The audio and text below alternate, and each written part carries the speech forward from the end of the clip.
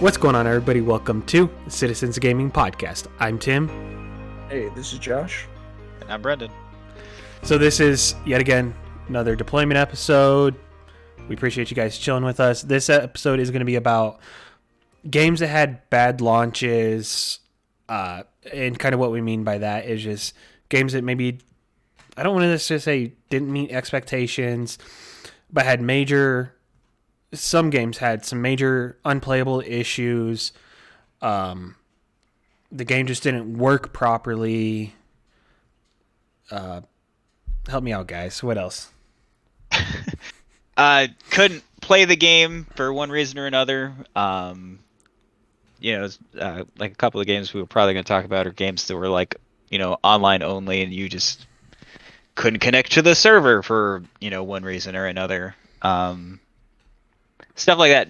Basically, what rendered a game more or less unplayable on launch, or didn't quite meet the expectations of what we were promised at launch. But yeah, it's just a general discussion of games not launching in the appropriate state that they're supposed to, that we are expecting them to.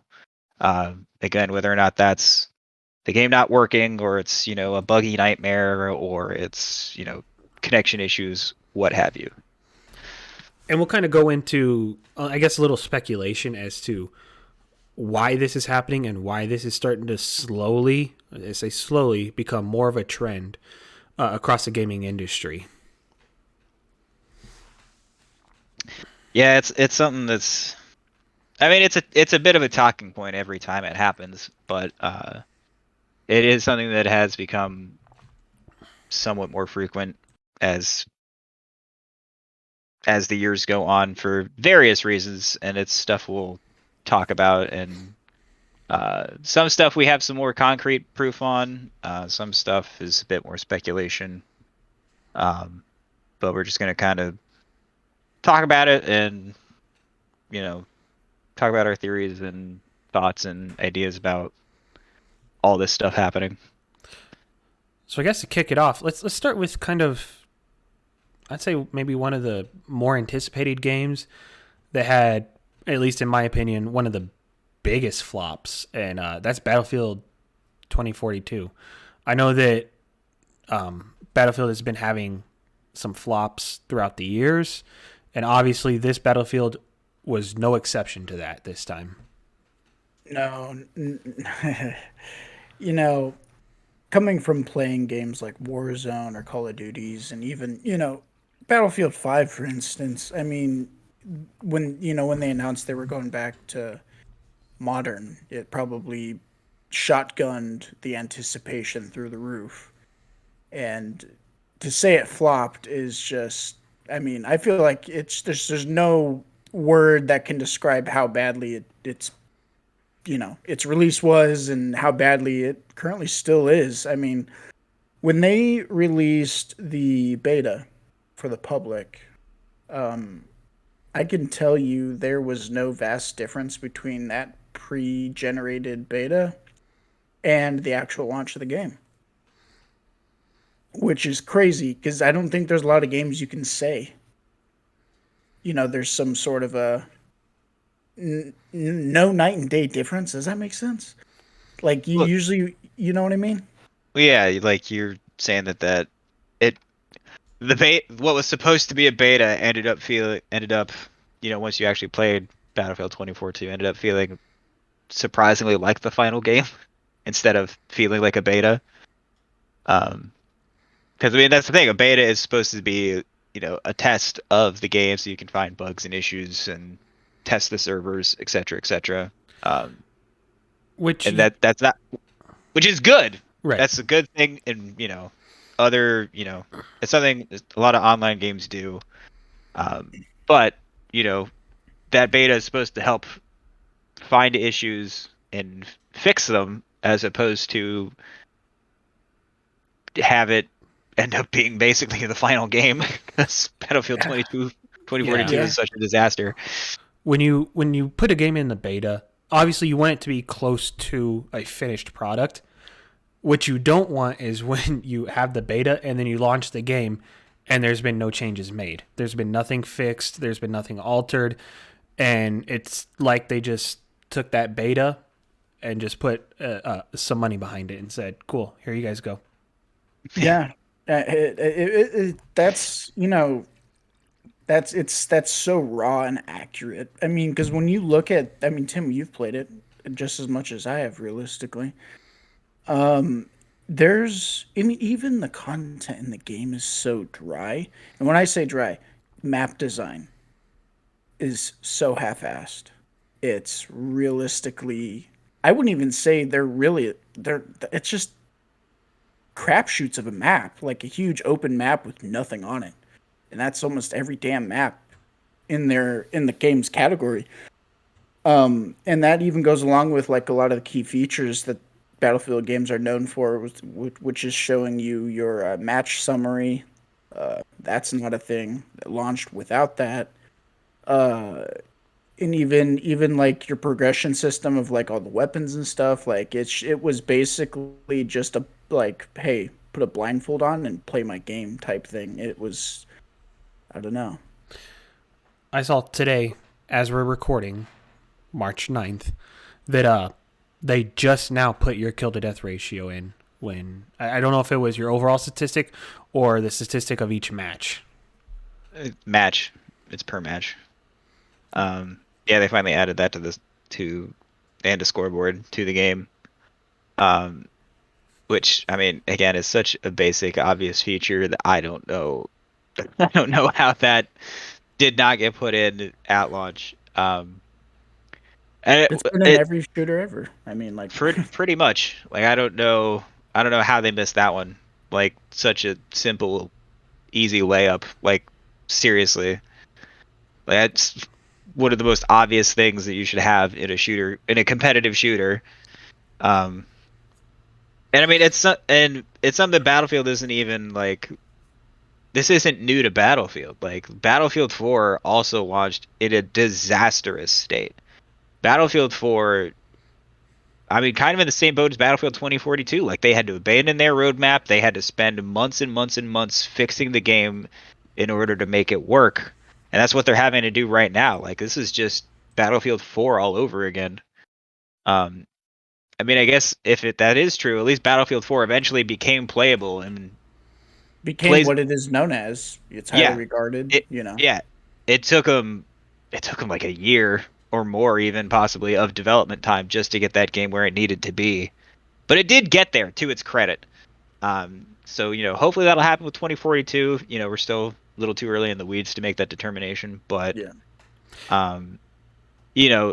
the upside is they have acknowledged the problems. They have, even some of the, like you were talking about, Josh, with some of the map design, they've acknowledged that the maps weren't as good as they should have been, and so they might be trying to add some stuff into them.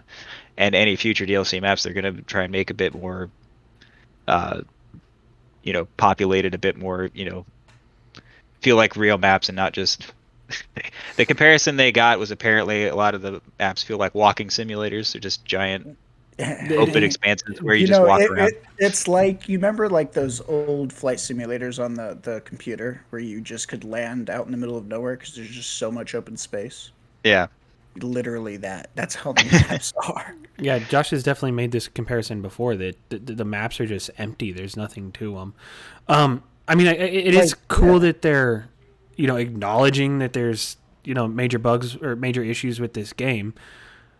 But at some point, it's going to be a little too late, especially if this is, a repeated issue.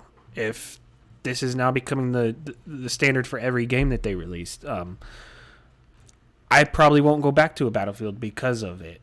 I mean, and I don't think anyone would blame you, especially like when Battlefield 4 launched. That was, God, I want to say like 2014. Maybe 2013, somewhere around there. You still had a fair amount of options, but not a ton in like the competitive shooter space. But now, shit, you don't even need to pay to get into a competitive shooter space. Like you can pick up Paladins, which is literally on everything, and it's free to play. Like the fact that you're releasing a game in this disastrous state and there are so many other options to pay for or not to pay for.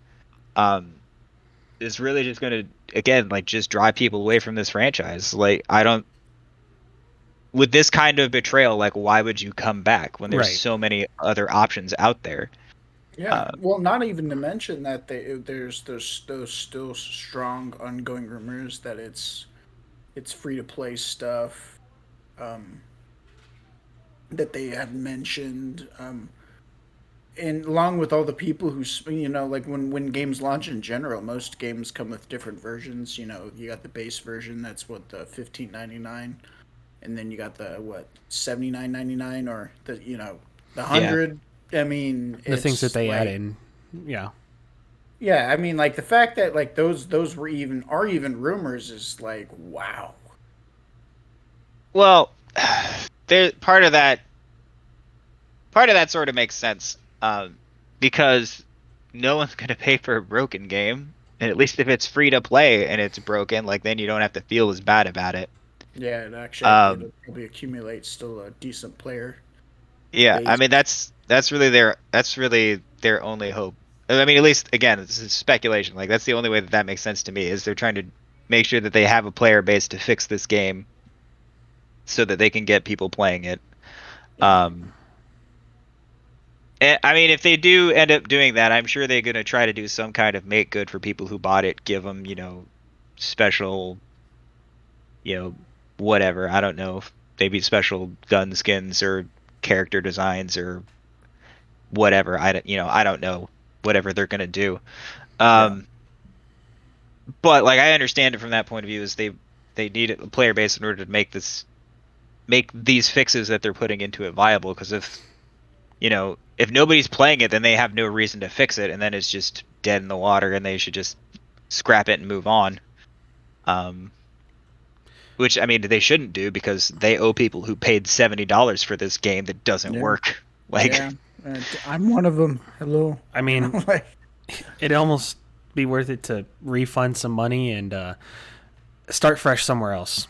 Maybe take well, a I break mean, from the Battlefield series for a little bit. there's also always been a lot of different ways that these developers, or companies, have been able to kind of like say sorry to their community. Point in case, actually, Assassin's Creed Unity is the only thing I know of, is when that had its issues.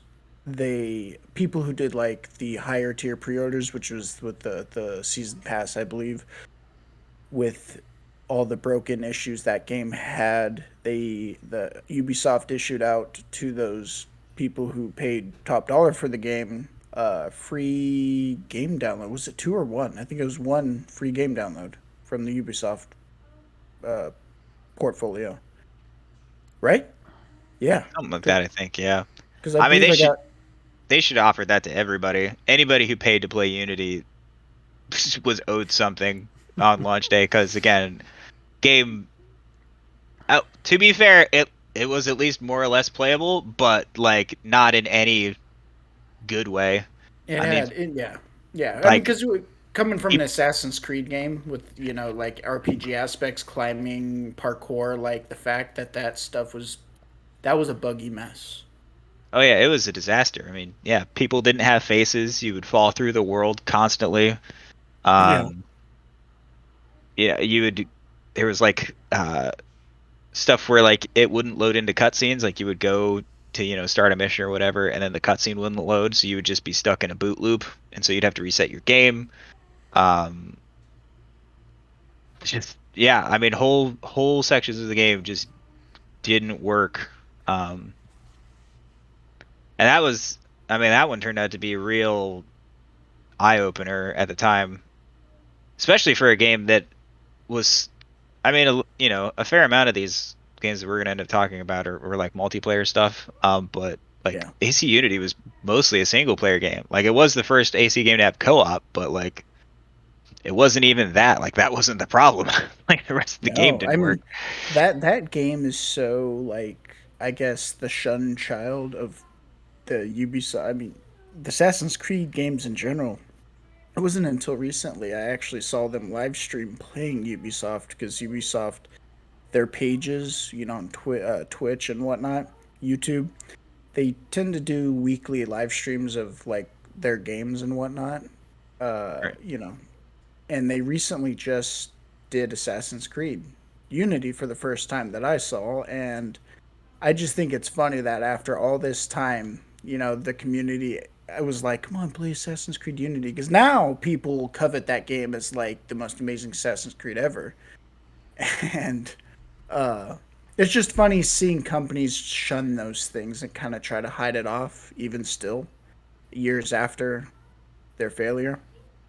Well, I mean, Unity also again sits in a bit of a weird spot just because, uh, I mean, it was part of a big franchise that had a very good following up until that point. I mean, it still does to this day, but like, if you were an Assassin's Creed fan, you more or less didn't have a reason to doubt the game coming out was a train wreck. Uh, No, like, you're you right. Yeah. you may or may not have liked, whatever that year's Assassin's Creed was, but none of them were like, broken messes. But AC Unity was a real deal breaker, and I know it drove a lot of people away. Um, whether that was permanently or temporarily, might be hard to say. But Yeah. um, because yeah, after that was when they released Syndicate, and then Syndicate was one of the worst performing Assassin's Creeds uh, since like the original or something. And then that was after that was when they took the time off, and then they came back with Origins and Odyssey. Um, but yeah, like it's that one. That one I still don't really. I mean, the only thing I can assume is that it was the yearly release schedule that they were pushing on Assassin's Creed at the time. Um, and it was also uh, that was the first one to be It was on. ambitious. What was the first one to be on? What was next gen at the time, which was Oh Xbox yeah, One and Xbox One. PS4. Yep. Um, Well, so because actually, wait, remember how so you just mentioned how they do their yearly release schedule. Remember, they also released another Assassin's Creed, which was Assassin's Creed Rogue, with it on yeah, launch day. yeah, because that was the one they put out on 360 and PS3. So they literally were developing two games to come out the same time.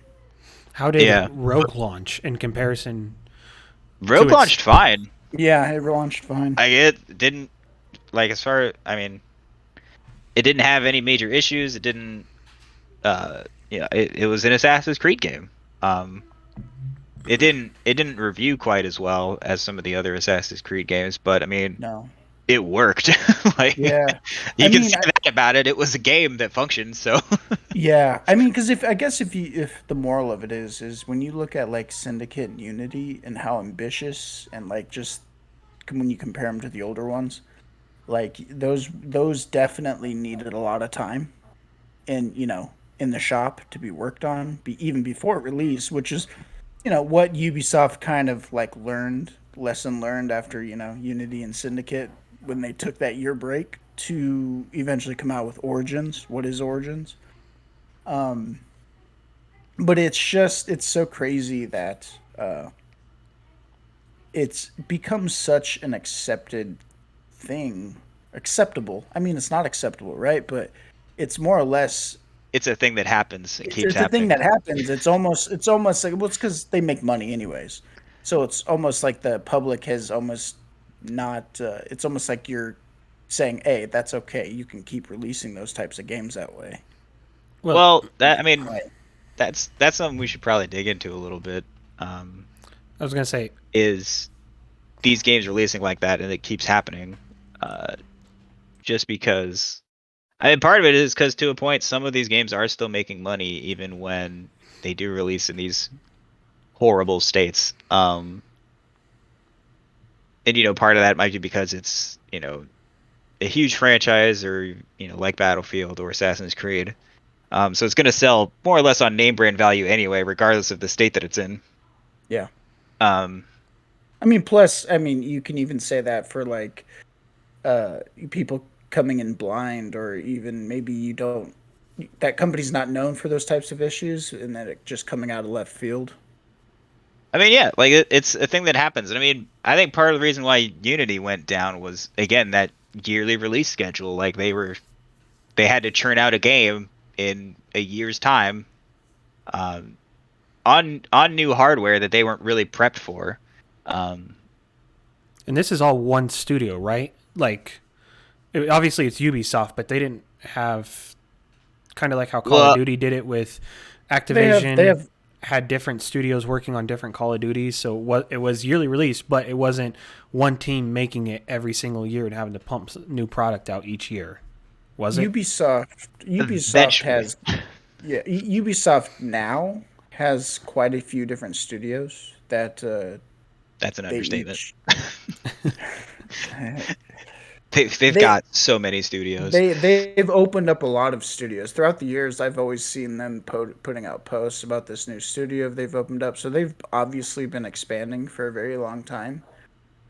But yeah, no. So it's not just like one studio. Okay. Never Yeah, really has been. some of the original ones more or less were like the first couple.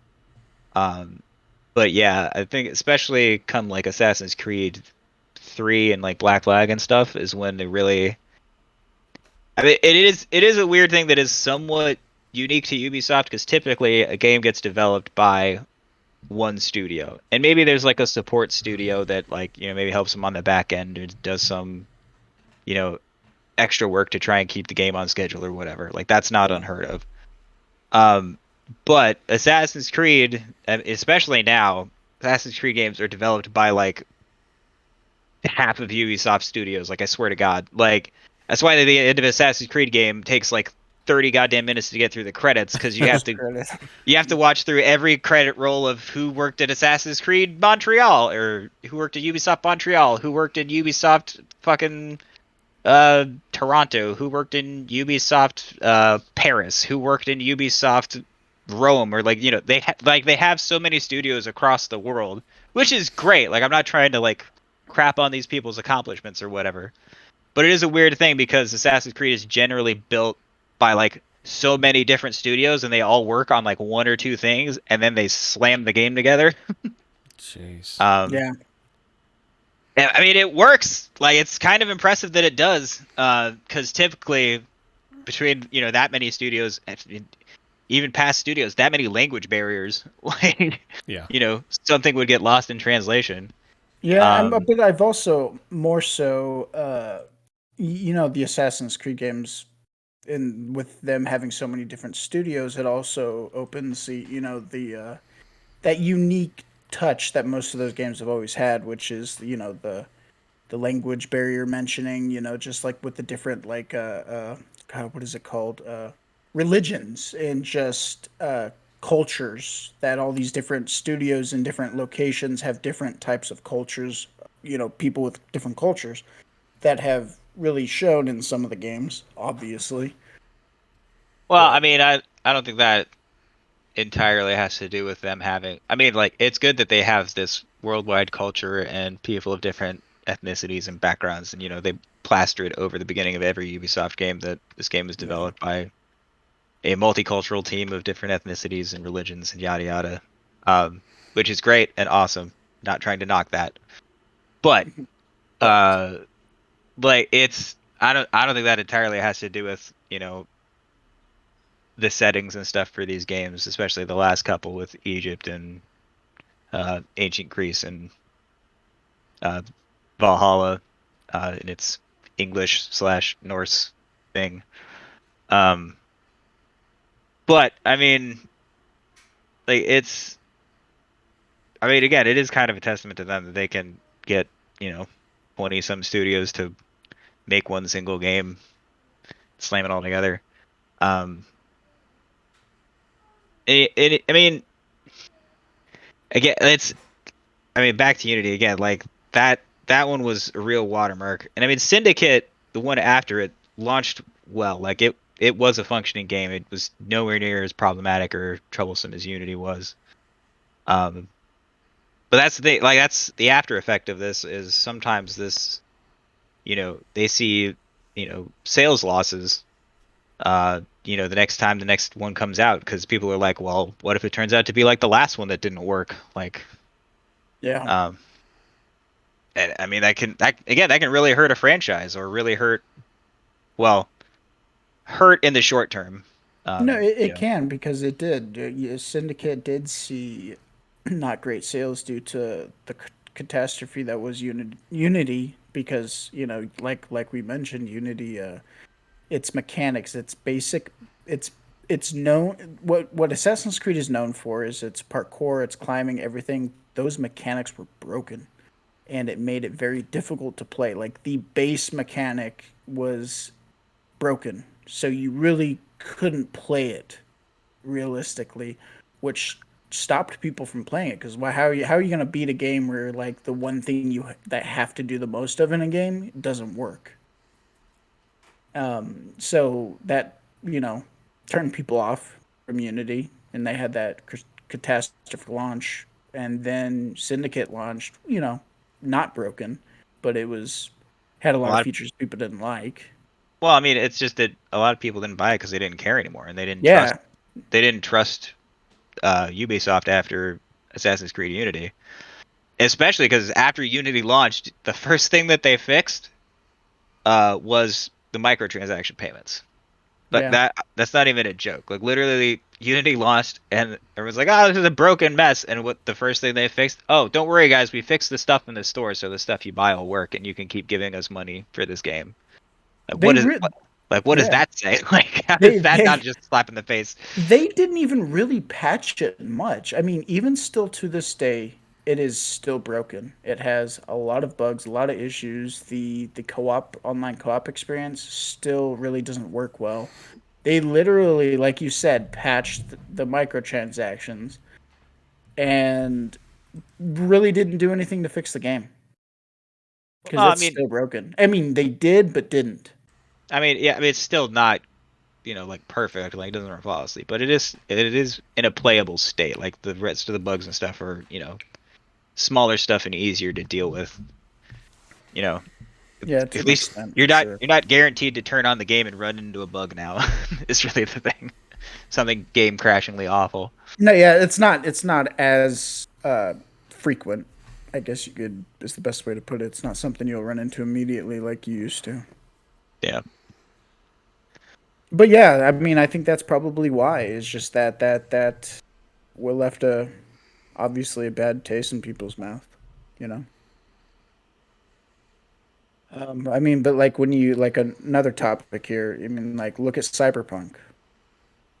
I mean, look how that game launched comparably, where its basic game mechanics didn't work.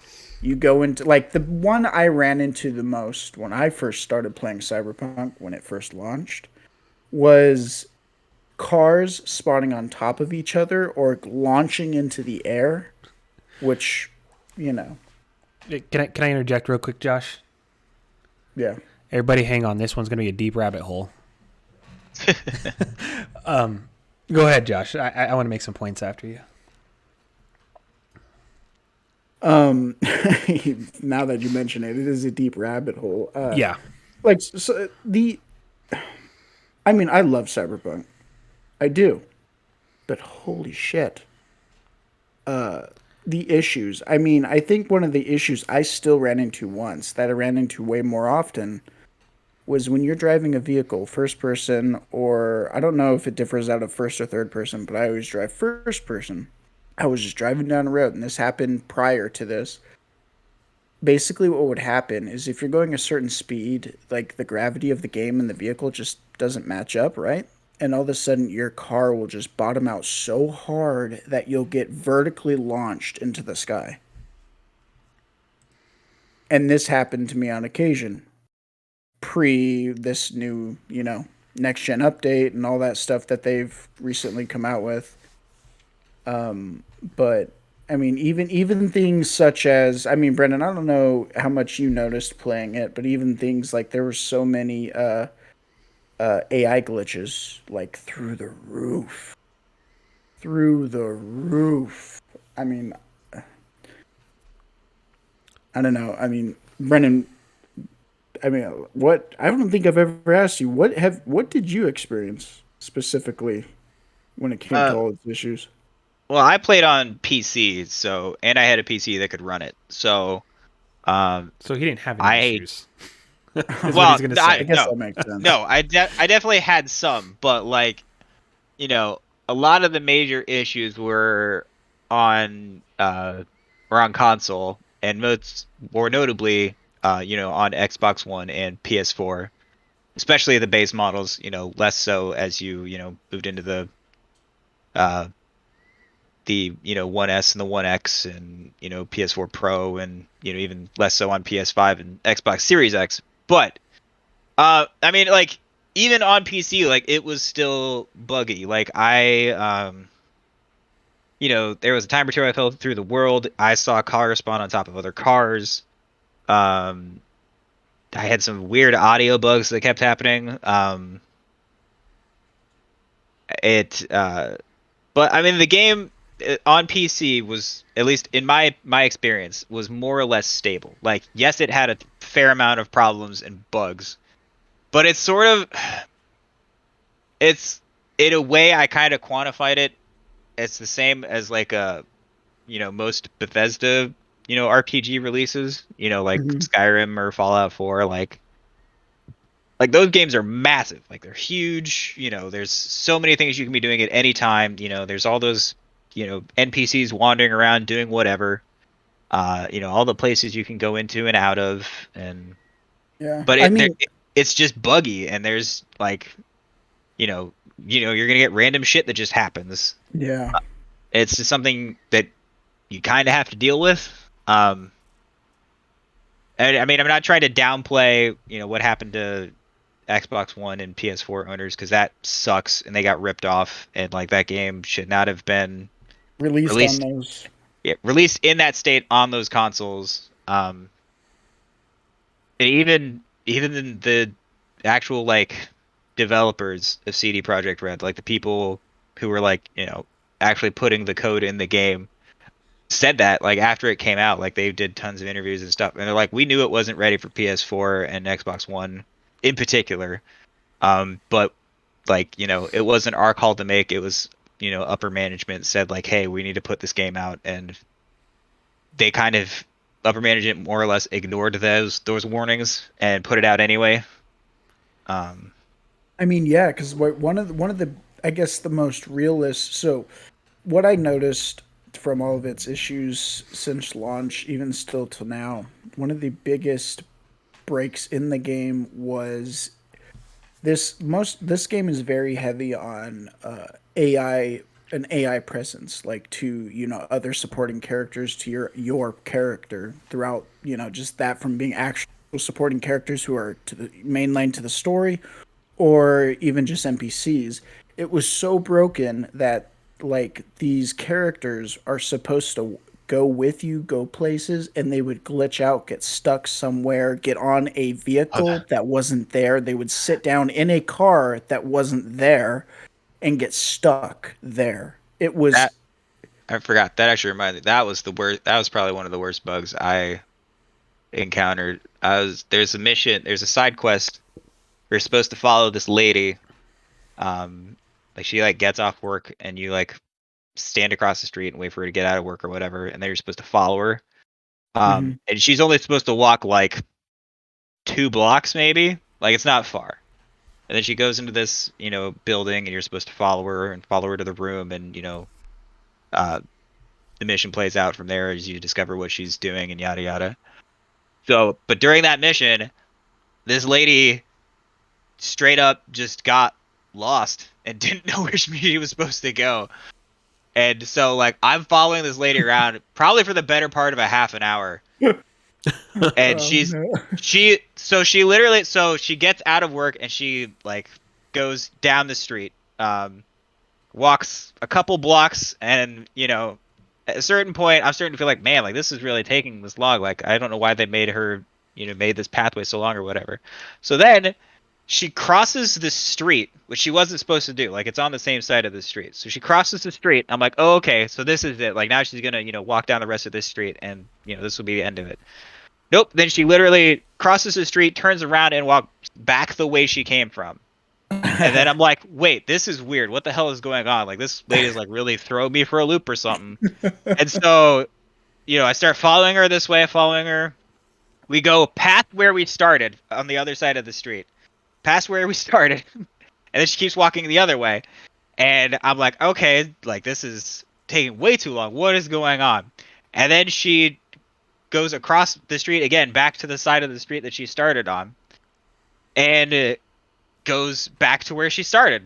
And then I'm like, something has to be going catastrophically wrong here. I don't know what's going on.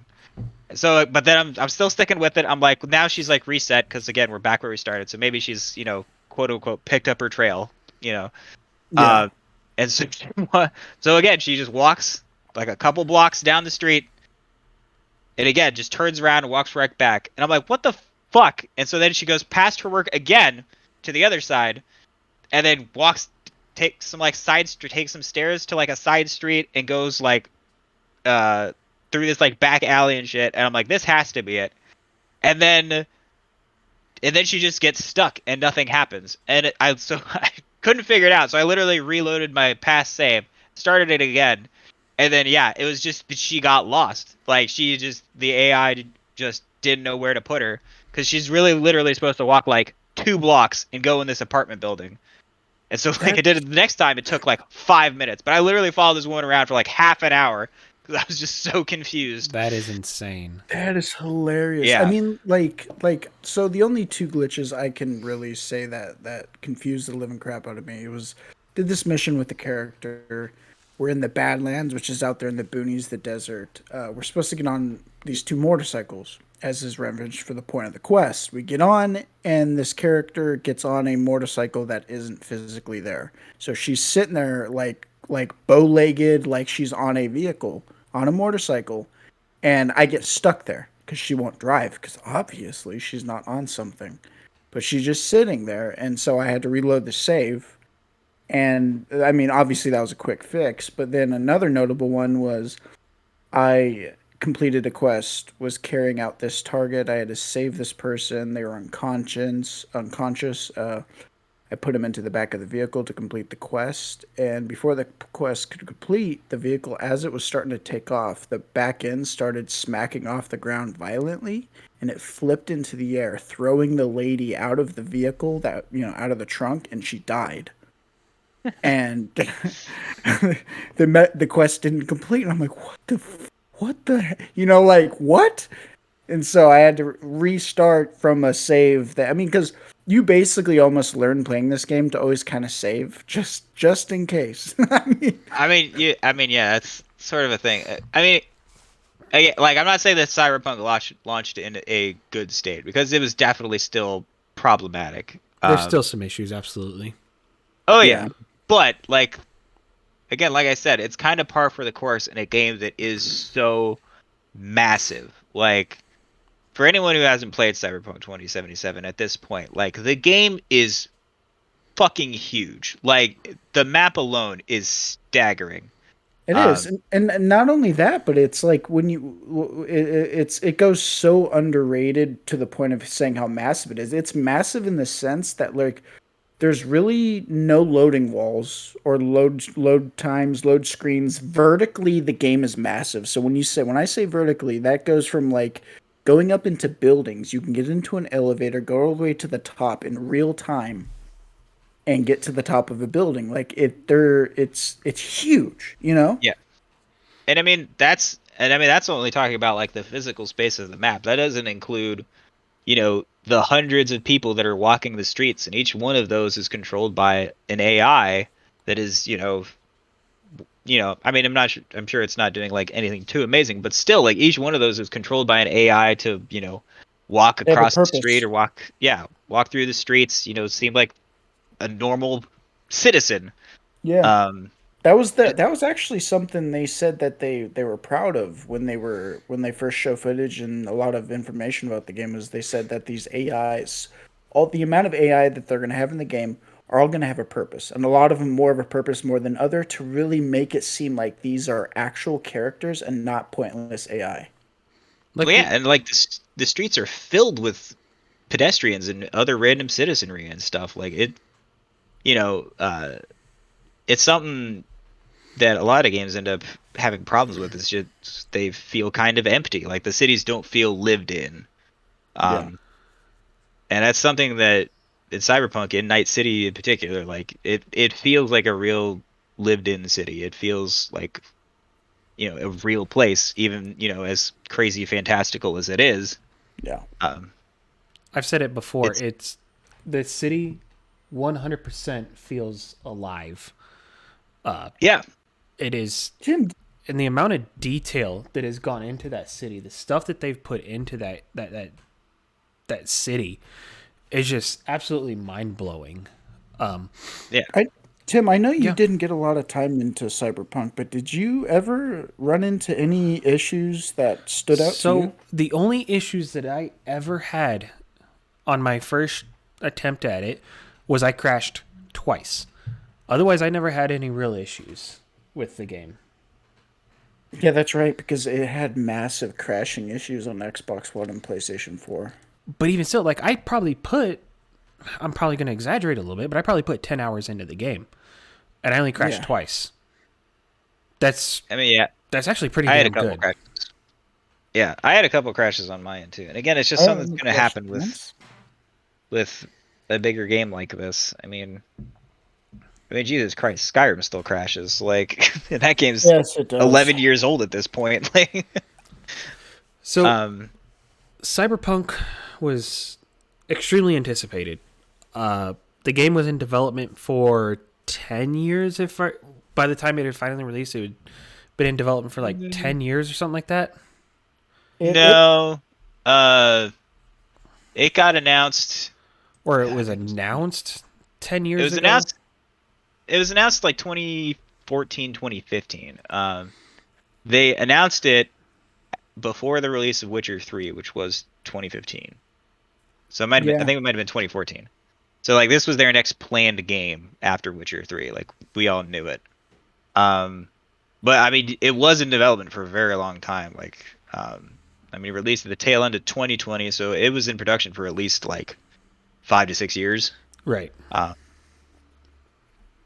Probably. I mean, some of that was a lot of like pre-production stuff, I imagine, and deciding what the game was and doing art and this, that, and the other. And Right. a lot of that development team was probably still working on Witcher 3 and the Witcher 3's expansions, um, before Cyberpunk really got going. Yeah. So, I mean, respectively to Cyberpunk, and there's been a lot of massively anticipated games out there, but more notably Cyberpunk. It probably I would say more so when they did that E3 reveal with Keanu Reeves and all that stuff.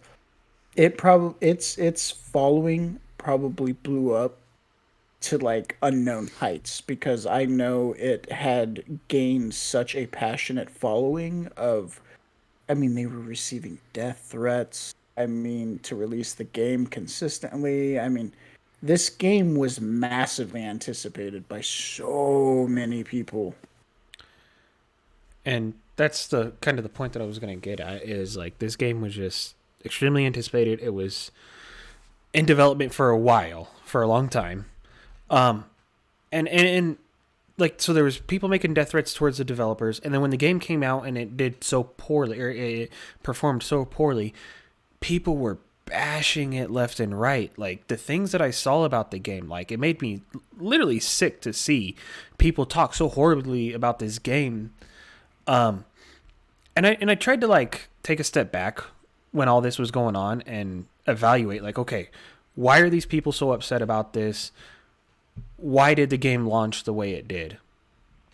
And I'm looking at the scope of the game and I can kind of understand like why it took so long to develop. Like we were mentioning a few minutes ago, this game just talking about the map, the details into the map, the massiveness of the map, the how the city feels real and so alive. Like I can understand why it took so long. And I hated that the gaming community attacked CD Project Red for that game that came out. Like people have gotten so narrow-minded in this community that they don't understand what goes into the development of these games. Especially It a game like does. Cyberpunk Yeah. that takes so long to make. It's not a yearly release. It's not something that they rinse, wash, repeat, and the next one's out. It is. I mean, see, and I think a lot of the So when games have such a massive following, a lot of people don't know how much of a following can be toxic and crazy toxic. You know, like loopy, crazy, sadistic people obsessed about things. And I mean, like that for a lot of games, even not massively followed games, there are people out there who are going to be that way and be super toxic.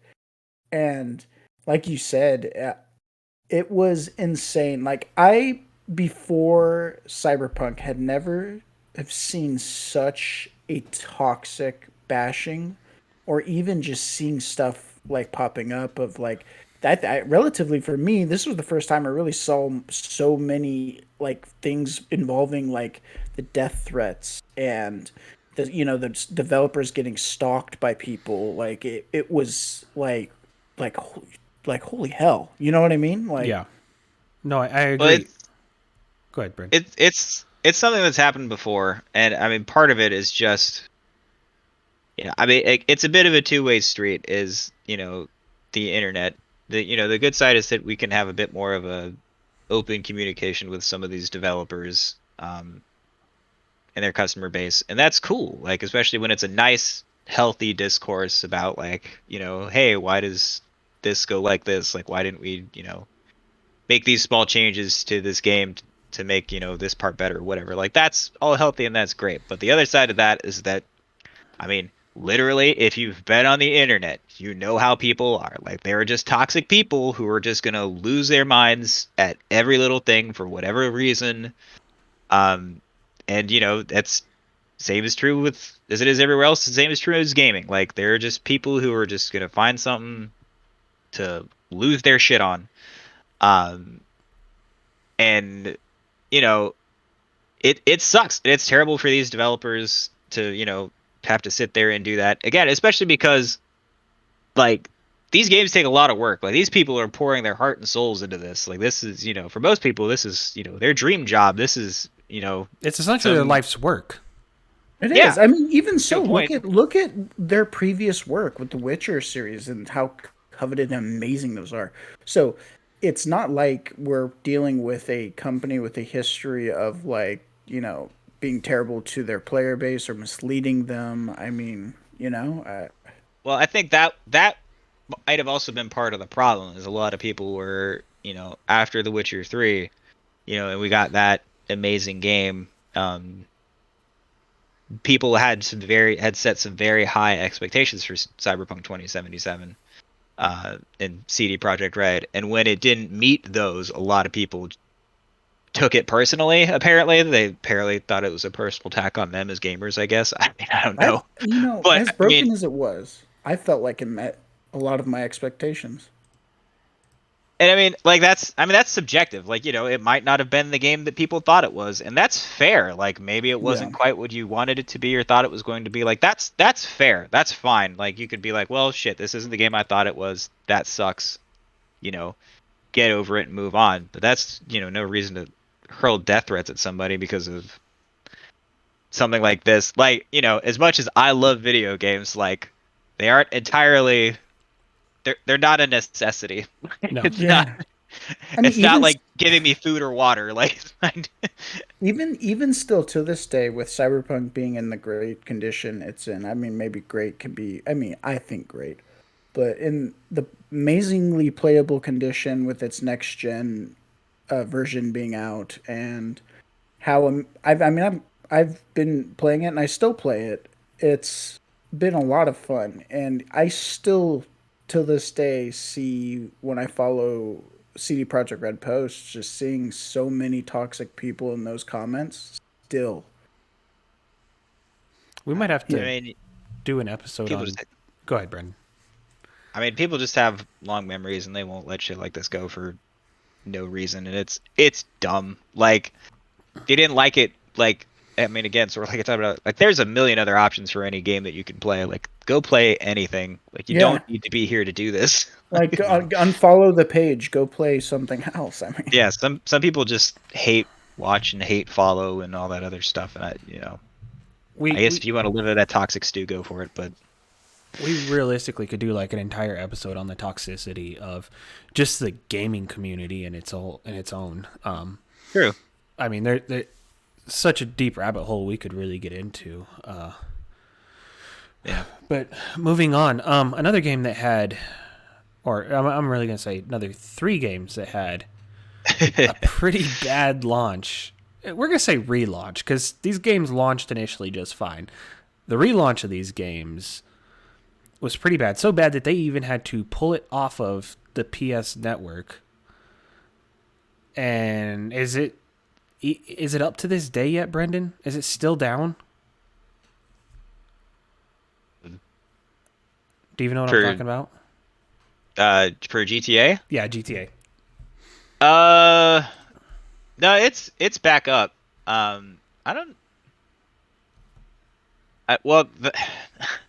Part of the problem is, I mean, one, yeah, the GTA Definitive Edition trilogy was a train wreck. It was not finished. Those games, a lot of the stuff they quote unquote added ended up like breaking the games and not being helpful. But one of the major problems with this was that, again, this was supposed to be the definitive edition. Like, it was literally in the fucking title. And so when these didn't work, what they had done is they had taken the old versions off the store, the ones that were like more or less just the original games, except, re-released on modern, hardware. So you can't even you couldn't go buy those and play them that way. If you already bought them, you can play them, but I hadn't bought any of the, older versions. So my only option now is to play the definitive edition trilogy, and that thing still doesn't work, to be honest. It's better, but it still doesn't work. I haven't. And we just talked about it. It got its first patch in 3 months back in February, Right. To finally patch some issues and stuff, which, I mean, again, is a good thing, but Took a while. It took a while, and it's something that shouldn't. They're remasters. They shouldn't be fucking patched in the first place. The games already existed. Right. They just added a bunch of unnecessary junk into them, and that unnecessary junk ended up breaking the game and, ruining the gameplay and just completely fracturing, what made these games great and fun in the first place. And yeah, it just, it was just a dumpster fire going downhill. It was bad. It was absolutely mind-blowing that these games have existed prior. It's not like Cyberpunk or Battlefield 2042 where these games never existed. These games existed. It may have been 10, 15 years ago, but they still existed. All they needed to do was clean up the graphics and release it. This should have been a walk in the park for them, and somehow Rockstar flopped tremendously. Yeah. Somehow they tripped over the incredibly low bar that they should have been. You know what? I'm going to come out and say it. Their problem is that they put too much damn time into that Grand Theft Auto Online that they forgot how to do basics of fixing graphics. I mean, there might be some truth to that. But I mean, that was the thing, is it would have been one thing if, the old ones were still up for sale, that you could play it, in its quote unquote original glory, more or less. Right. But the fact that they released this broken nightmare, say that this is the way to play these games now, and then took those other ones off of sale, is just a real slap in the face. And eventually, it was so bad they had to put those versions back up on PC, but they didn't do it on PlayStation and Xbox. This is still the only way, if you didn't already pay for them before, is to buy this definitive edition, and which, again, several months in, is still having problems and issues, and is it's not the definitive way to play it if it doesn't work. Right. Kind of counterproductive. Yeah, those original GTAs were, they definitely had their bugs and stuff too, but at least they worked more or less. That we aren't getting that here. No. Definitely something that we should have gotten from the beginning with those.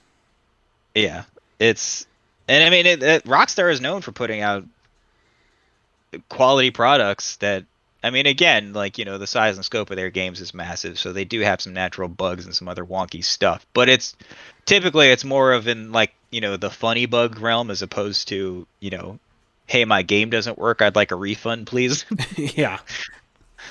Um, but yeah, like that's, this has to be Rockstar's worst launch in a while. I My mean, really, probably since GTA Online, which was 2013 or so. yeah. Um,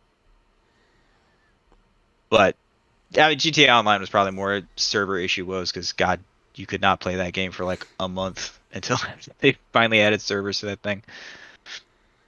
And then, well, actually, speaking of fun server issue problems, uh, games like SimCity 2013 and like Diablo 3, um, SimCity more so in particular, because those of you who don't know, SimCity, specifically SimCity from 2013, was supposed to be like this huge reboot for the franchise.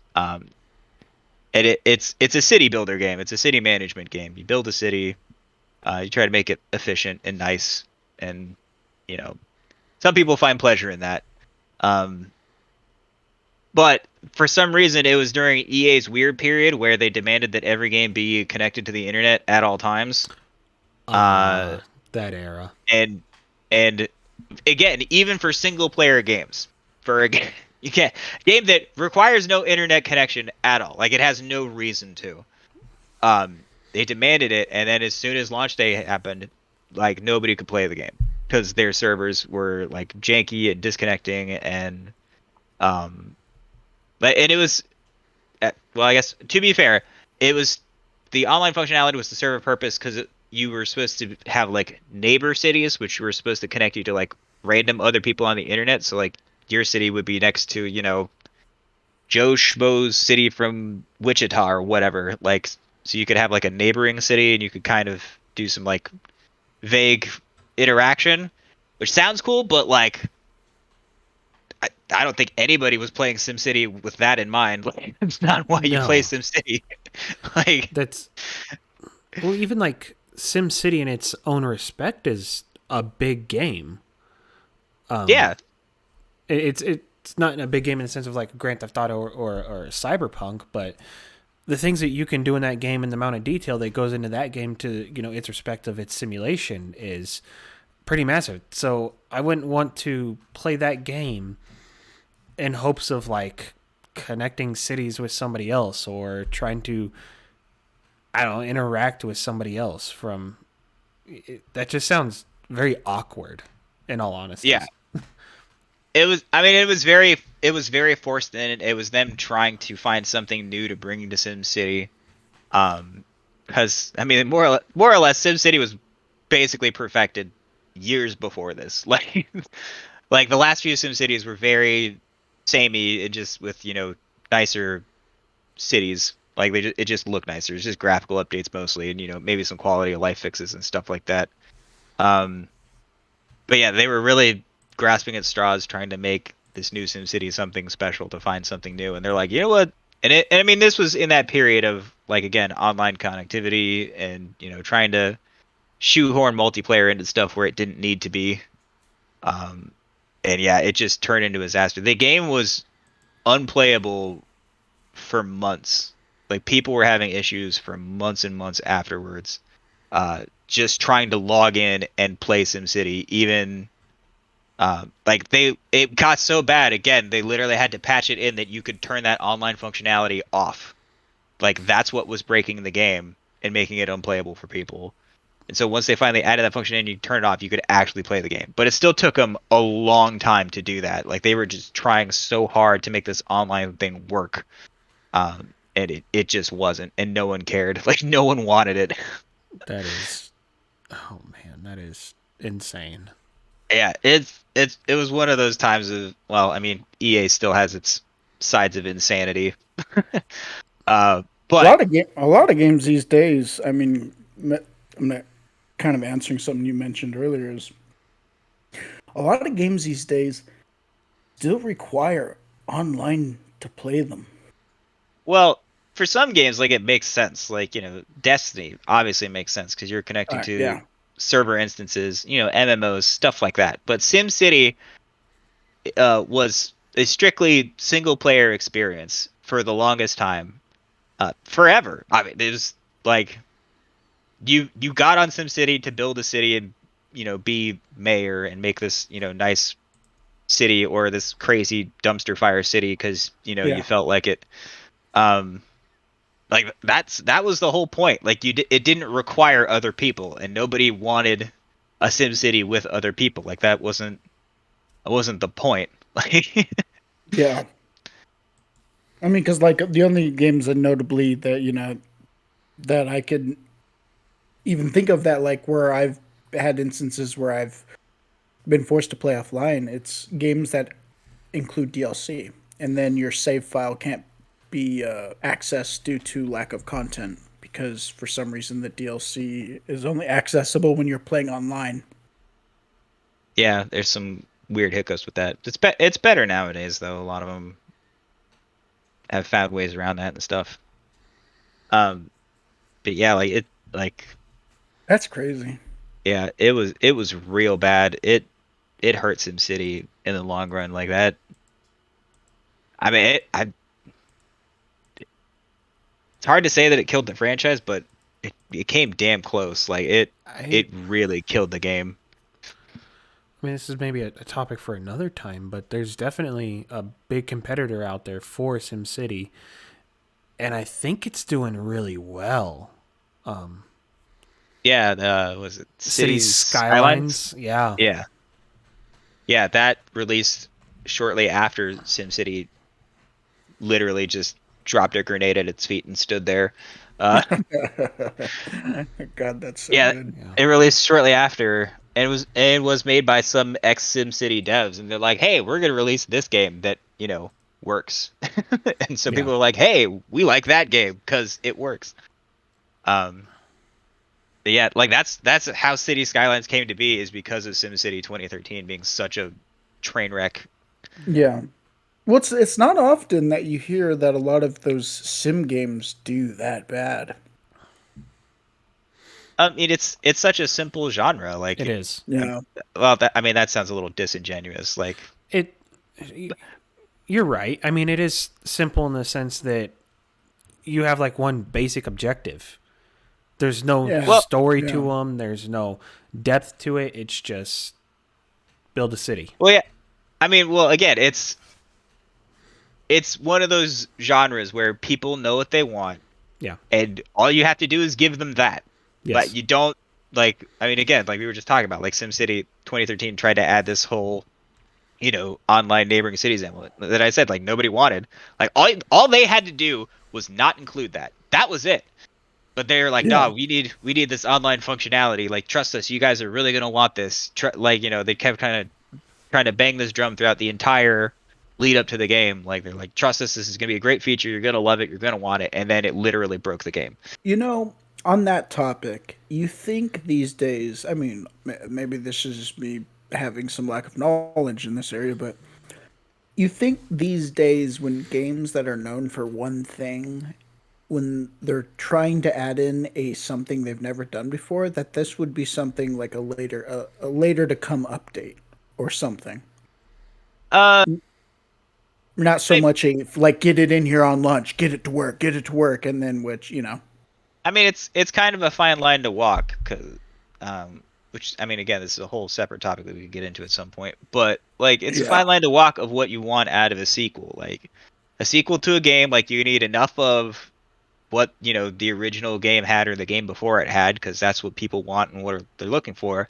But you also need to add enough new stuff to justify the sequel, instead of just otherwise you're going to be criticized for being too much like the other game, or if there's too much new stuff, you're going to be like, this is a way different game than that first game. So like, it's a fine line to walk.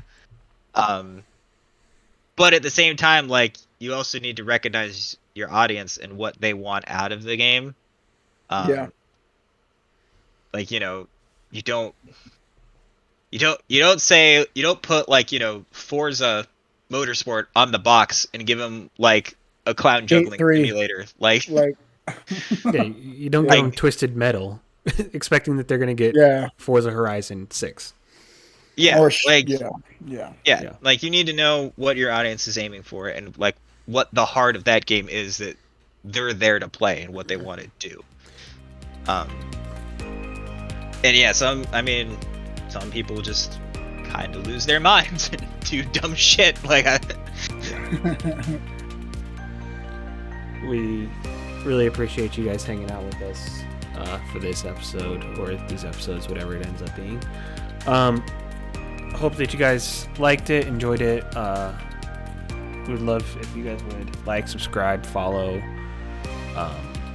comment, whatever you can do on whatever platform. But again, we really appreciate it, and we will see you guys next time. Thanks. Later, guys. Thanks for listening.